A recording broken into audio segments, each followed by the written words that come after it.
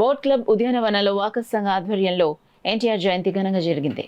ఈ సందర్భంగా వాకర్స్ సంఘ అధ్యక్షులు అడబాల రత్నప్రసాద్ మాట్లాడుతూ తెలుగునాట రాజకీయాలలో కొత్త వరవణిని సంస్కృతిని సృష్టించిన నేత ఎన్టీ రామారావు అన్నారు. కిలో ₹2 బియ్యం, జనతా వస్త్రాల పథకం, శాశ్వత గృహ నిర్మాణ పథకం వంటి ఎన్నో సంక్షేమ పథకాలను ఆయన అమలు చేశారన్నారు.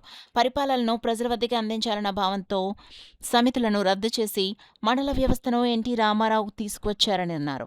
ఈ సందర్భంగా ప్రముఖ గాయకులు వి ప్రభాకర్ రావు, డి రత్నకుమారి, ఎన్ఎస్విఎస్ నాగలక్ష్మి, కందుల లక్ష్మి ప్రభృతుల ఎన్టీ రామారావు గీతాలను ఆలపించి ప్రేక్షకులను అలరించారు. ఈ సందర్భంగా వాకర్స్ సంఘ సభ్యులు ఎన్టీఆర్ వీరాభిమాని తురగా సూర్యరావులు, వి ప్రభాకర్ రావు తదితర గాయకులను సత్కరించారు.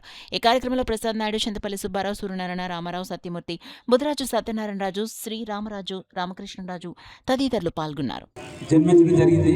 ఆ తర్వాత తెలుగు సినిమా రంగంలో మక్టూలేని మహారాజుగా 303 సినిమాలలో నటించి అనేక సందేశాత్మక చిత్రాలు కూడా నిర్మించి దర్శకత్వం కూడా వహించిన సంగతి మన అందరికీ తెలిసినదే.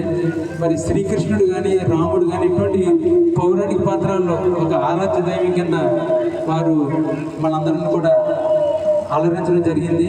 అటువంటి గొప్ప మహానటుడు ఎన్టీ రామారావు రాష్ట్ర ప్రజలకు ఏదైనా సేవ చేయాలనే భావంతో 1983లో తెలుగుదేశం పార్టీని స్థాపించి 9 నెలల్లోనే అధికారం చేపట్టిన సంగతి మన అందరికీ తెలిసినదే.